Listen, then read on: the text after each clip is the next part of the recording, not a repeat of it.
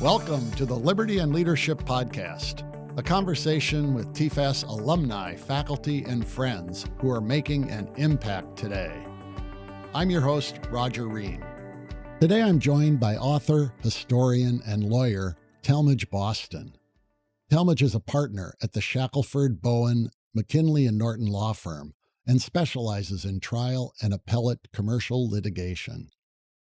He is one of the most recognized and awarded lawyers in Texas and is the only lawyer to receive a presidential citation from 8 different presidents of the State Bar of Texas for outstanding service.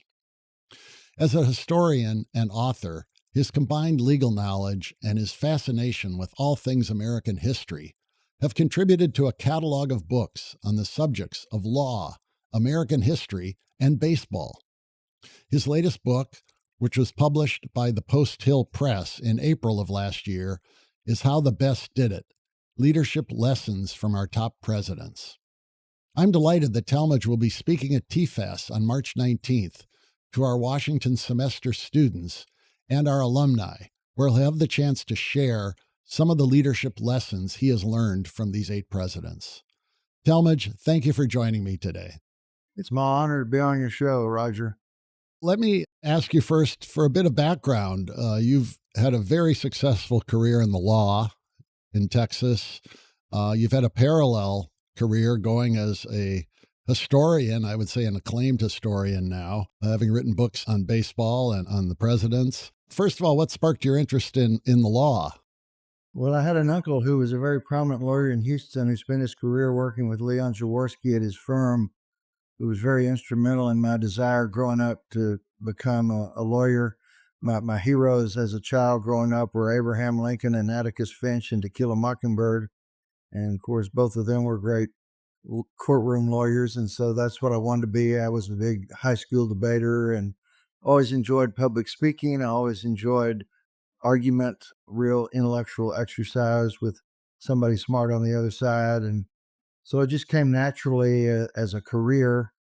And I got out of law school 46 years ago, University of Texas Law School, came to Dallas, where I've been now for 46 years. And I'm still a practicing lawyer, handling lawsuits, handling arbitration matters, so forth, business litigation. But the vocations of being a lawyer and a historian, I mean, both of us do a lot of writing to promote your books. Obviously, you do a lot of speaking. There's a lot of thoughtful analysis that goes into being able to frame your arguments and then make the argument itself. And so a lot of overlap in the skill sets needed to be successful in both lines of work. And certainly my being a historian has given me a leg up in my platform as a lawyer. And I like to think that the discipline of the law has been instrumental to my being able to write good history books. I'm also a contributing columnist for the Dallas Morning News and being able to make op-ed pitches on a wide variety of issues, most of them tied to presidential history, but not all of them. I had a piece in yesterday's Morning News on President's Day, talking about the most important traits of Presidents George Washington and Abraham Lincoln, and wishing that there's a way in the world that President Trump might decide that he wanted to follow in their footsteps and aspire to use their traits for the greater good. We can always dream. I know your interest in history started when you were young, but when did it become a passion that drove you to write about it? I first started writing for publication in 1991, and I think everybody is usually looking for an outlet for your creativity. I could not play a musical instrument. I was not an artist who could draw great pictures. I've always enjoyed singing, but that's just singing somebody else's music. So writing really is the outlet for my creativity, and I've always enjoyed teaching and sharing information and having good conversations with smart people. And so all those factors led to wanting to publish my thoughts as a historian, whether in newspapers. I've written over 100 pieces for the Dallas Morning News and over 60 for the Dallas Business Journal and several for the Texas Bar Journal, who I was on the board of editors for years. So The main thing is it's just an outlet for my creativity, and people seem to respond favorably, and it does give me a bigger platform for public speaking, for being hired as a lawyer, so forth. So uh, that's why there's so many reasons why it was so appealing to me. Well, before we dig deeper into your latest book, How the Best Did It, I did want to ask you kind of about your approach to it. Do you set aside a particular time of day where you do your writing and your research? These books you write seem to me require a lot of deep dive research into them to write them. The books on baseball, the books on presidents, but just a little brief overview of how you approach that, I think might be interesting. Yeah, I've written 5 books, and each of them basically takes about 2 years. And my approach is you've got to maintain a schedule and a discipline, and particularly when you have a full time job like being a lawyer. So the way that I've been able to do it is I'm typically asleep by 8:30 p.m.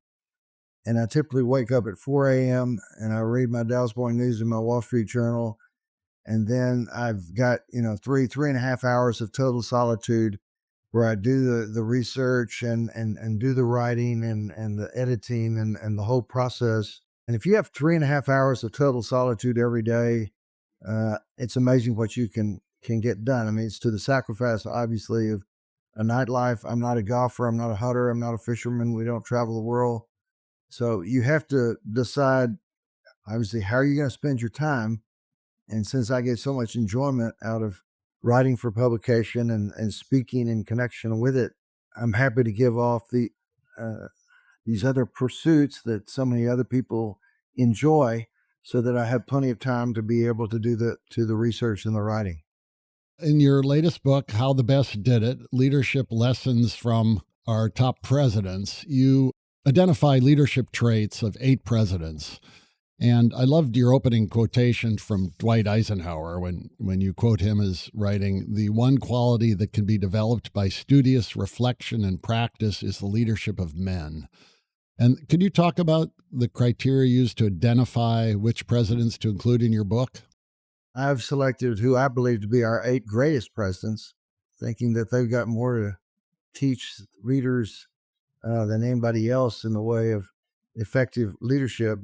For the most part, the 8 I chose are tied to the C-SPAN presidential ranking poll, the television network C-SPAN. Every time one president leaves the White House and another one comes in, a changing of the guard, they do a poll of the 150 leading historians in the country to rank the presidents from best to worst on the basis of 10 presidential leadership traits. And people can Google C-SPAN presidential ranking polls and read all about them. But in the last 2 polls, 2017, when Obama left and Trump came in, and 2021, when Trump went out and Biden came in, the results of the poll for presidents number 1 through 9 in the ranking were identical. Number 1, Lincoln; 2, Washington; 3, Franklin Roosevelt; 4, Theodore Roosevelt; 5, Eisenhower; 6, Truman; 7, Jefferson; 8, Kennedy; 9, Reagan. So I took those 9 and I removed Truman. I think he's overrated. He got us into Korea and had no idea how to get us out. He had no idea how to deal with McCarthyism. He gets credit for dropping the A-bombs and bringing a prompt conclusion to World War II, when in fact he really had no other choice. Plan B was to invade Japan, which would have resulted in the loss of hundreds of thousands, if not millions, of lives. So I think Truman is overrated. I think Reagan's underrated. So I moved him up a notch to make him in the top 8. Since particularly the book came out last April 2024, knowing it was a presidential election year, I want to sell my books to both Democrats and Republicans. So in the modern era, I have 2 great Democratic presidents, FDR and John F. Kennedy, and 2 great Republican presidents, Dwight Eisenhower and Ronald Reagan.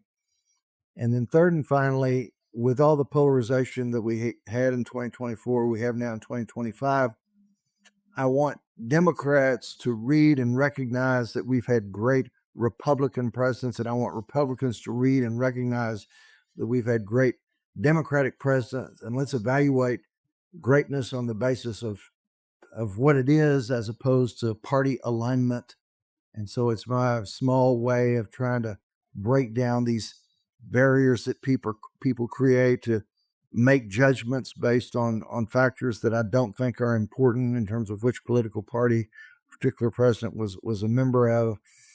So that was my process. The book is what I call a study in applied history.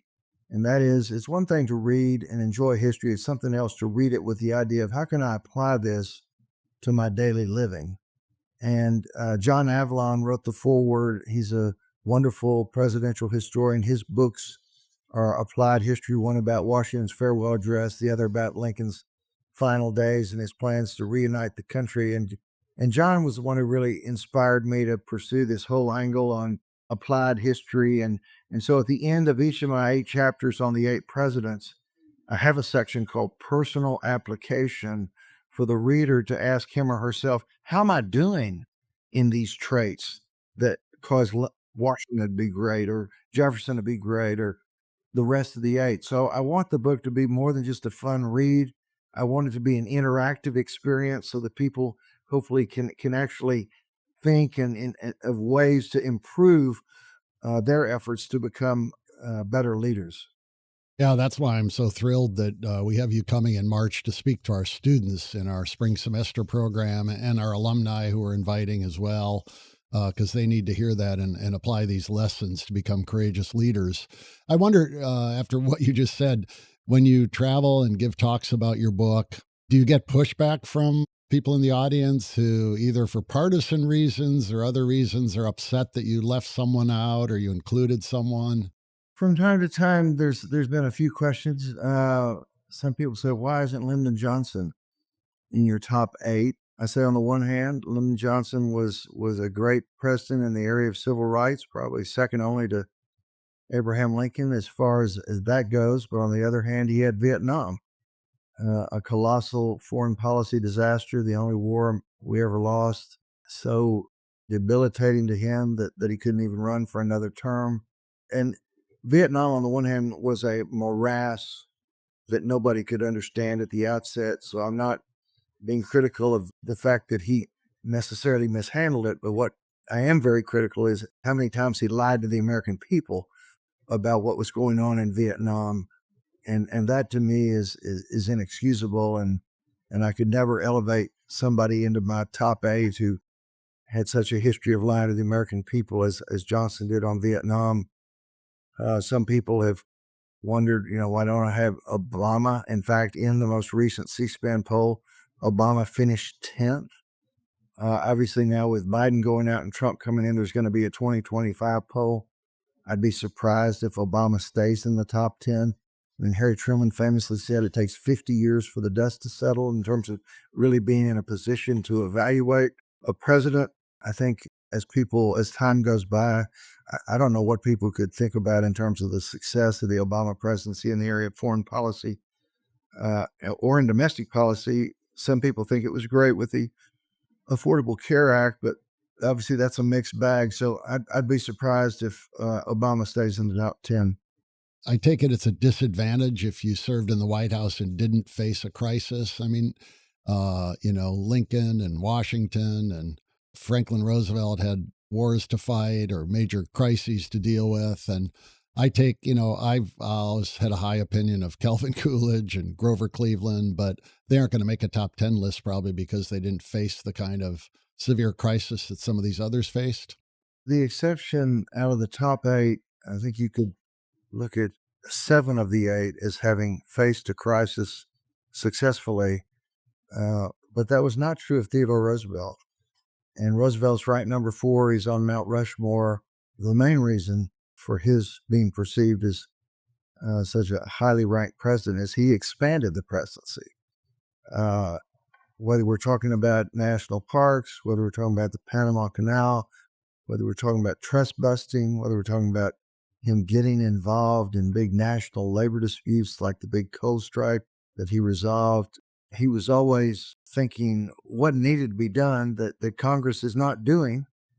And he was very aggressive about the use of executive orders. But for the most part, the things where he grew the presidency, had happy endings and great results. And so it is possible to be recognized and appreciated as being a great president without a crisis. But certainly, to your point, if you do have a major crisis during your presidency and you succeed in handling it well, that is going to increase the likelihood that you'll have an enhanced stature and legacy as a presidency, because such big things were happening during your years. And for Franklin Roosevelt, for example, our third ranked president, the only guy who got elected 4 times to have back-to-back crises of the Great Depression and then World War II, and his handling of both is what causes him to be ranked number 3. Well, let's talk about some of the chapters in your book and the leadership traits you feature. I thought I might ask, to talk a little bit first about George Washington, your leadoff chapter, and the way you characterize this leadership he showed. Well, as I said, historians rank Washington number 2. Obviously, being our first president, nobody knew how this was going to work. The new nation was very fragile. And to get things off to a very good start, I mean, it helped that Washington was his beloved hero who had led the Continental Army to victory in the Revolutionary War against great odds, an 8-year war, twice as long as the Civil War, and he led it the entire time to victory.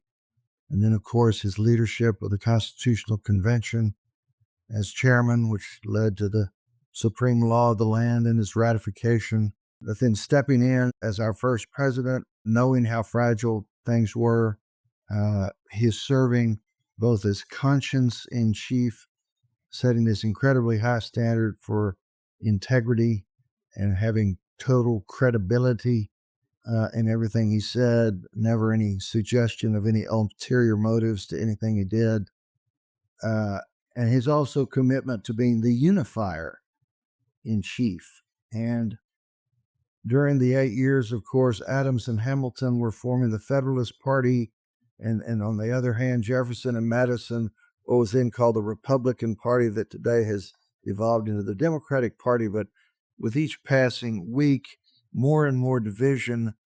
And Washington, who never admitted that he wanted to be a member of a political party, thought his job was to keep these two parties from destroying each other, and he did.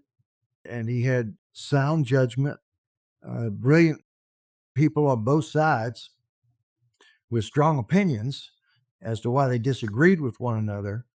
And Washington, as the ultimate decider on these disputed issues, had amazingly consistent, sound judgment.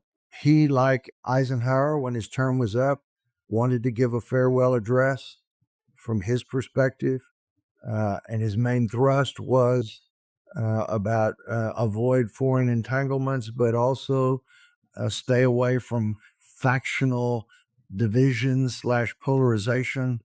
So just an unbelievably wise leader who kept the country together at a time, there's no doubt that no one else was close to having his skill set in among those founders to be able to lead the country and get it off to such a great start. So Washington certainly is very deserving of his high ranking for getting things off to the great start. That here we are still in place, and he's still our hero, and we still celebrate President's Day and recognize how important he was and his long-standing contribution to the American dream and the American way of life.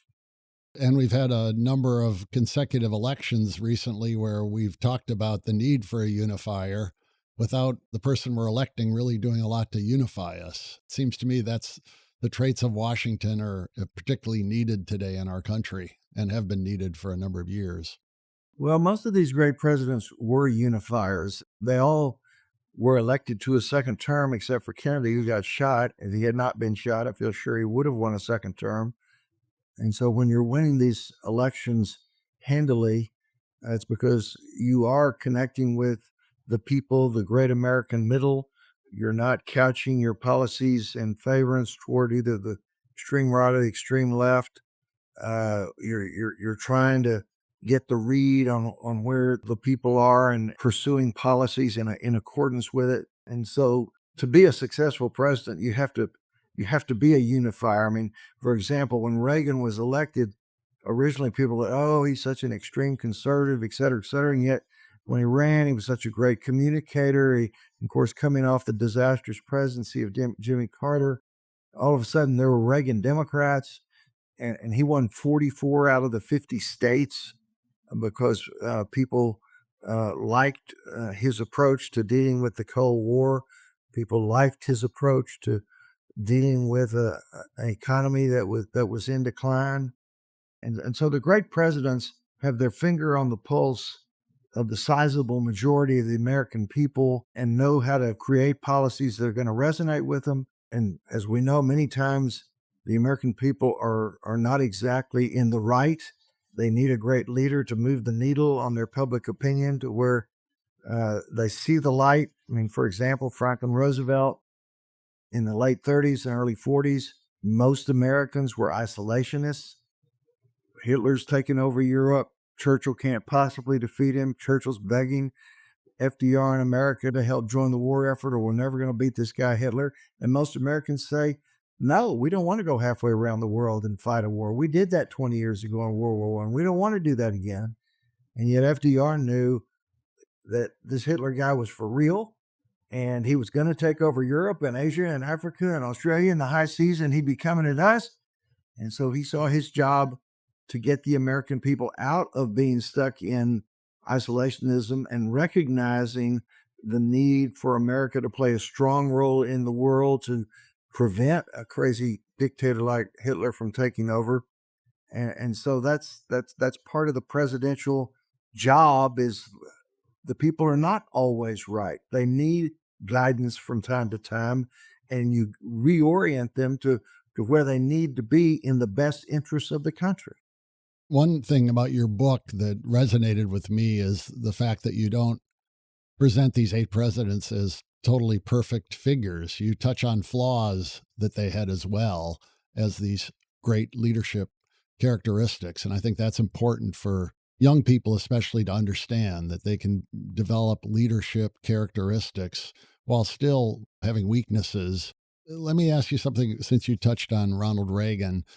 You talked about his optimism just now, and you write about it in the book. And that seems like a characteristic today that is lacking in many of the candidates for office. They get up and talk about how bad things are in our country and how we're going downhill, and we need to, it's not just Trump's Make America Great Again, but there's a lot of negativism from our leaders, I think, and from our candidates. Well, you saw America as a shining city on the hill. I mean, for that matter, I think Trump does too.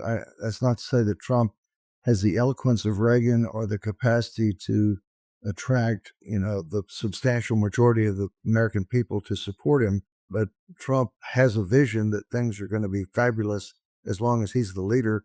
And Reagan felt the same way about his expectations under his leadership. I mean, I think you're right. I think to be able to successfully lead any organization, or in this case, a nation, you darn sure better have a sense of optimism that things are going to get brighter and that you are going to come up with ways to make things better. If you didn't have that perspective, you'd never get elected. People don't elect pessimists. They elect people who they think can actually do the job and improve their situation. And that's always the driving force. I mean, you always hear about how people vote their pocketbook, which presidential candidate is going to be the best for the economy. But obviously, in an ever increasingly dangerous world, foreign policy becomes an issue. We obviously want to live in a safe world, a stable world, a peaceful world, and which presidential candidate seems most likely to achieve that result. Well, it's a great book, and I encourage people to buy it and read it. I think can help anyone become a better leader. And as you would agree, I'm sure leadership is something that young people can develop, leadership traits, and by studying the examples. And what I love about your baseball books as well is they're about people. It's not just about a game. It's about the people who played the game. And And those books are, I'll just mention 1939, Baseball's Turning Point, and Baseball and the Baby Boomer, a history, commentary, and memoir. I'm curious how you developed that passion for baseball and enough that you wrote these books. Well, my childhood was spent in Houston, and while I was there was when Major League Baseball came to Houston in 1962. When the Houston Colt 45s entered the National League, and 3 years later they would become the Astros, and the Astrodome would open.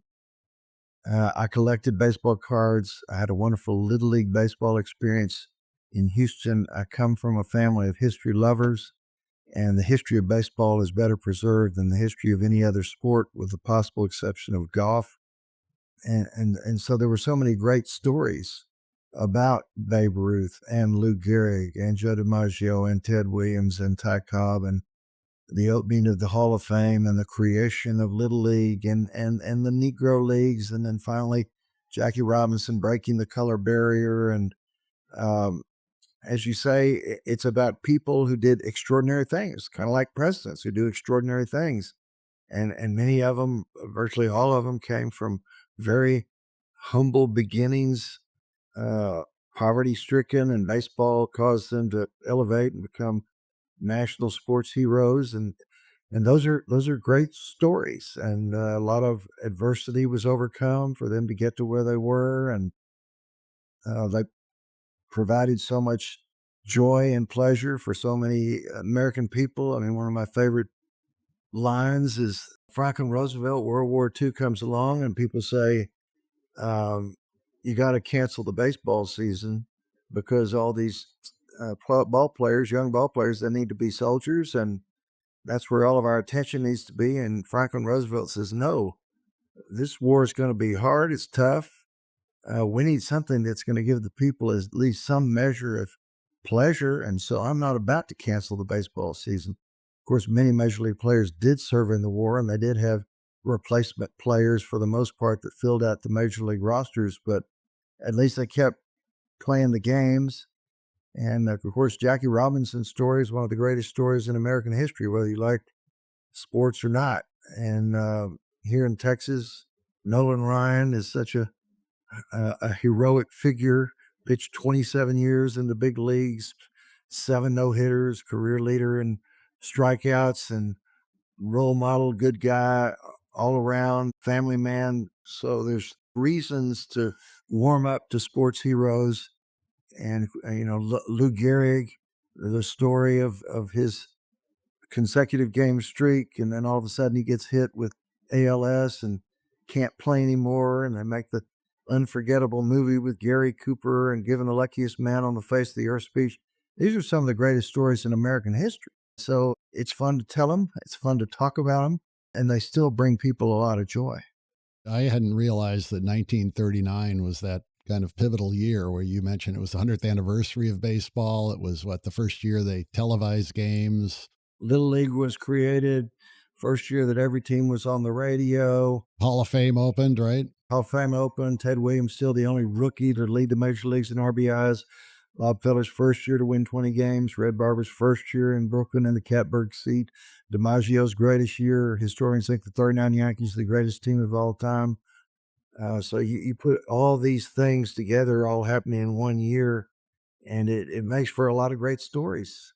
Yeah, and you tell the story of Satchel Paige as well, right? Yeah, the Negro Leagues were on the lip of the cup, and they were playing off-season barnstorming games against major leaguers, and everybody realized that the African-American ball players were every bit as good, or in many cases better than the white ball players, and it was just a matter of time. And it took World War II and a recognition that, my goodness, if African Americans can fight and die for their country, shouldn't they be able to sign big league contracts and be able to play Major League Baseball? And that's why Ken Burns made his big documentary, because it's an American story. It's integrated into the great racial awakening, civil rights movement, such a rich history dealing with the Depression and how it impacted everything, including baseball, how wars impacted baseball and everything else. It's woven into the fabric of America and has been pretty much ever since the Civil War. I mean, it was really in the Civil War when it started to spread, and in particular, it spread in the prisoner of war camps, where people are just sitting around with nothing to do. And so they started playing baseball against each other. And then when the war's over, they all went back to their different parts of the country and started playing it in their local communities. The next thing you know, teams are formed. And next thing you know, people are getting paid if they're really good players and selling tickets and making money. And it becomes a business and it makes the newspapers and it just becomes the phenomenon that we celebrate as the national pastime, even though we all know that the NFL and football is now past it, but it's still in the big three up there, along with the NBA and basketball. Well, in your book on baseball and the baby boomer, I think you've got me just by a year or two, but I don't remember Roger Maris hitting 61 home runs in 1961, just barely too young to remember that, but having the name Roger and then getting his baseball card a few years later, I had this great love of Roger Maris. One of the best things that happened, Roger Maris died at age 51 of cancer, which is sad. So he's been gone quite a while. And I have a friend who was Roger Maris's best friend. And he said that Andy Strasburg, and he said that if I would send him a copy of that book, he would forward it on to Roger Maris's widow, Pat Maris. And he did. And I got the sweetest letter from Pat Maris saying she thought I had captured the essence of her late husband and how much it meant to her. And boy, that was a great day. And then, I had the chapter on Carl Yastrzemski, and he's notoriously reclusive. I thought there's no way in the world I'm ever going to meet Carl Yastrzemski. And lo and behold, he read the chapter, and I spent a day with him in Florida and walked around the golf course with him. He told me all kinds of good stories. And as you say, it's a book about people. And if you tell their stories in the right way, it lifts them up, and it lifts the American people up, because these are great stories. I mean, Yaz, the consummate overachiever who wins the Triple Crown and leads the impossible dream, the 67 Red Sox, all the way to the World Series against 100-1 odds. They lost 100 games the year before. Just one of the greatest stories in baseball history. And the way he led that team and the way it electrified New England, that really changed everything. That ever since 1967, the Red Sox have been such a focal point. They'd fallen out of favor in the 50s and the early 60s because they were just a losing team year after year after year. And after 67, the fascination and the interest and the fan base and everything took off, and it's still a huge deal in New England every summer, Red Sox baseball. Well, Talmage, I grew up in Milwaukee and was a Braves fan, Henry Aaron fan, and I have to just quickly mention I serve on the U.S. Postal Service Citizens Stamp Advisory Committee, and this past year we came out with a Henry Aaron stamp.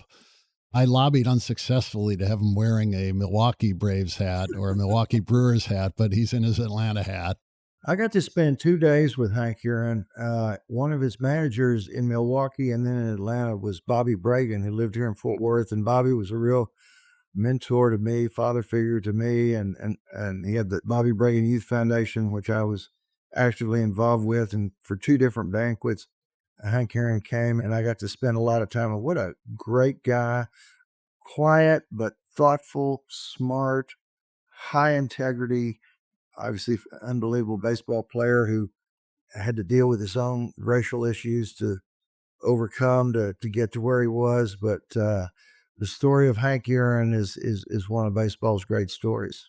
Well, I think we're up against the clock here, but I just, again, thank you for joining me today and for your book, How the Best Did It. It's available on Amazon, Barnes & Noble, and hopefully in bookstores near you. And I do highly recommend it, and look forward to seeing you in March when you come up to speak to our students.